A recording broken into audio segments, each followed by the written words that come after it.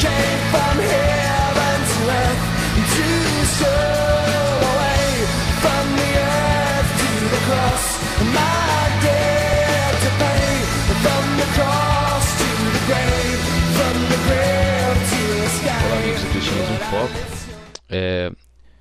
Eu recebi aqui um e-mail de uma pessoa pelo nome de Hugo Pérez. Eu vou ler o e-mail, essa carta que ele me mandou pelo site. Você também pode mandar a sua. E é isso exatamente que nós queremos, né? Que as pessoas mandem cartas. Se você não concorda, como ele não concorda com algo que dizemos aqui, falam de seguir o exemplo da igreja primitiva, porém não estão sequer mostrando isso. Em primeiro lugar, todos da igreja primitiva sabiam sobre a idolatria. Pelo que vejo, apoiam um padre. Padre, castidade, idolatria, veneração de imagens. Pura demagogia de vocês, que não sabem o verdadeiro sentido da igreja primitiva, o mover e o agir do Espírito Santo. Em segundo lugar, quando Jesus viu Simão, logo lhe deu um novo nome. Cefas propôs uma mudança de caráter para Simão, e essa mudança somente se concluiu na descida do Espírito Santo, onde os mesmos receberam poder e revestimento do alto, tornando assim capazes de pregar o verdadeiro evangelho, de poder, que salva até o mais vil pecador, como também enche de poder, opera milagres. Vamos pensar, esse aí é um desses pentecostalistas, enganados novamente, porque esse termo se refere ao 80º dia da festa da colheita, ou seja, no dia de Pentecoste era um dia de festa, comemorando as bênçãos de Deus. Então não tem nada a ver poder e avivamento com pentecostalismo. E ao contrário de você, creio sim que Deus habita no meio daqueles que estão no nome de Cristo, porém que buscam a sua presença. Como foi que Pedro e os outros apóstolos foram batizados no Espírito Santo? Através de poder e manifestação dos dons espirituais. Será que na descida do Espírito Santo o local estava da maneira de uma biblioteca? Creio que não. Mesmo porque o salmista nos diz o seguinte, Salmo 100, Salmo de louvor. Celebrai com júbilo ao Senhor todas as terras. Servi ao Senhor com alegria e entrai diante dele com canto. Júbilo, louvor, ação de graças, louvor, meu caro amigo, sons, cânticos. Suas palavras do último vídeo. Se Deus quiser fazer milagres, Ele faz. Me poupe dessa religiosidade tosca. Para Deus agir, o vaso tem que estar cheio, humilhado. Como você explica o fato da grega em Marcos 7:28? Ela ficou caladinha, como se estivesse em uma biblioteca, não é mesmo? O mesmo porque o Senhor falou em Marcos 16, 17 e 18. Sinais seguirão os que crerem. Em meu nome expulsarão os demônios, falarão novas línguas, pegarão nas serpentes, e se beberem de alguma coisa mortífera, ele não lhe fará dano algum. E porão a mão sobre os enfermos e os curarão. Se você não crê nas mesmas manifestações, então logicamente vai ficar sentadinho no banco da igreja sem ver o mover. Típico crente 3S, salvo, sentado e sossegado. Bom, não nego que Deus ama a todos e nos ensina a amar. Tenho pelo mesmo respeito com os verdadeiros servos de Deus, que ao contrário de você, que se diz o desmascarador dos animadores de plateia. Então, buscando a Deus, orando, sendo constantemente cheios do poder e sendo usados por Deus com sinais, como dito em Marcos 16, 17 e 18. E esses sinais seguirão os que creem, em meu nome expulsarão os demônios, falarão novas línguas, pegarão nas serpentes, se beberem, etc. e tal. Não podendo convencer, vocês estão errados, porque sei violência, mas pelo Espírito Santo de Deus. Zacarias 4:6, e respondeu-me dizendo essa palavra do Senhor a Zorobabel, dizendo, não por força nem por violência, mas sim pelo meu Espírito, diz o Senhor dos Exércitos, que Deus abençoe, blá, blá, blá. Ok. Então, foi um longo e-mail aqui que eu recebi, e dizendo em primeiro lugar ao senhor Hugo Pérez, primeira coisa, respeito do padre, eu coloquei a mensagem do Evangelho de Cristo. Quando eu ouço a mensagem de uma igreja, eu procuro absorver tudo aquilo que é bom para o meu crescimento espiritual. A mensagem que coloquei do Padre Léo em nosso site é uma bela e pura mensagem que prega o amor. Agora, se Padre Léo foi um idólatra, como você disse, foi um prostituto, foi um desgraçado, o que for que seja, isso é problema dele para com Deus. O que recebi em sua mensagem foram ensinamentos cristãos e bíblicos. Agora, se formos apontar pecados dos outros, jamais colocaremos pés dentro de qualquer igreja. Eu não creio que a sua, Hugo Pérez, seja uma igreja perfeita e sem pecado. Que o pastor seja um homem totalmente puro. Portanto, não faz sentido argumentar a vida pessoal de alguém. Aposto que nem a própria mensagem você chegou a ouvir, né? Provavelmente estava lá no YouTube procurando hino de fogo ou pregação dos Gideões, não é mesmo? Em segundo lugar, você disse que não cremos nos milagres e no poder, não é?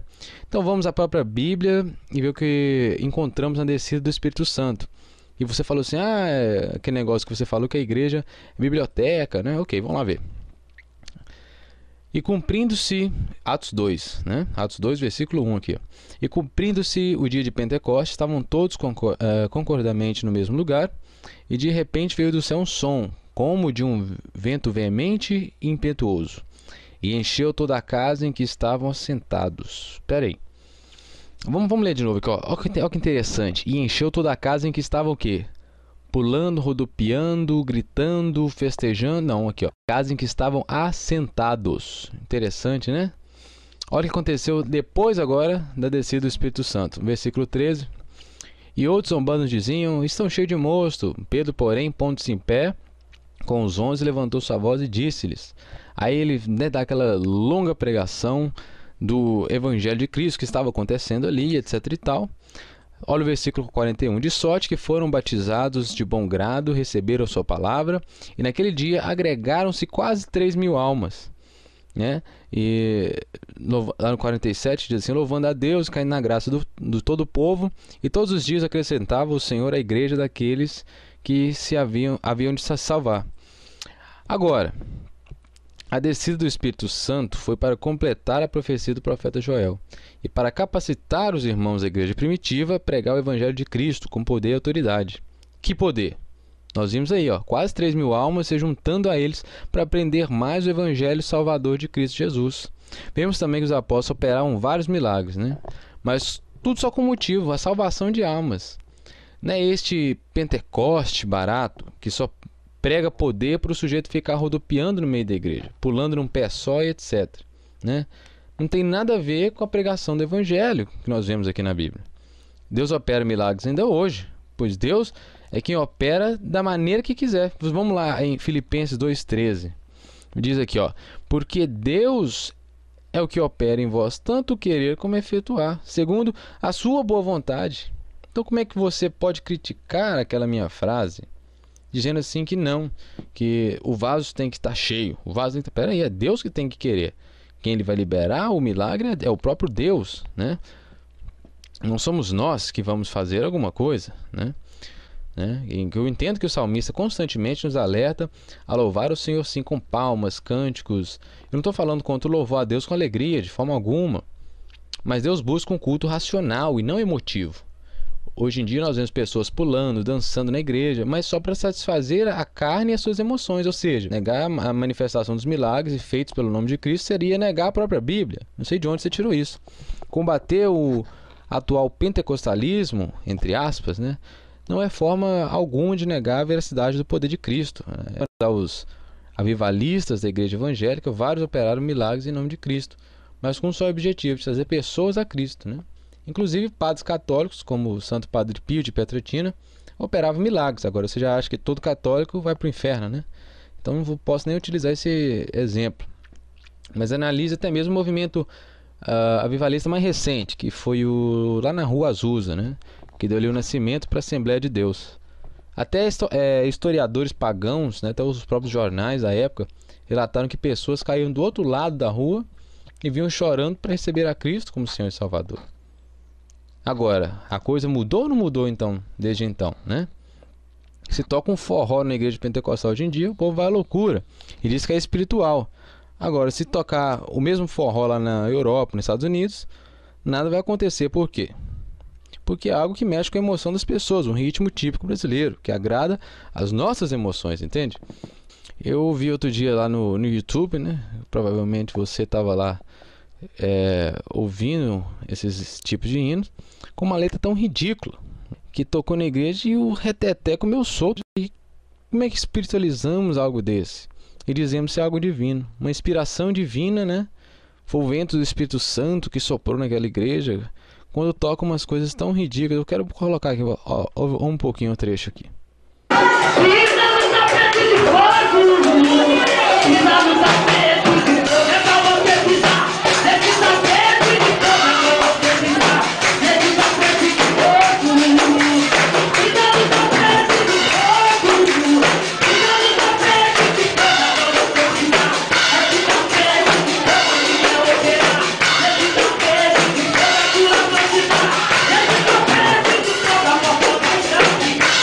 Está entendendo?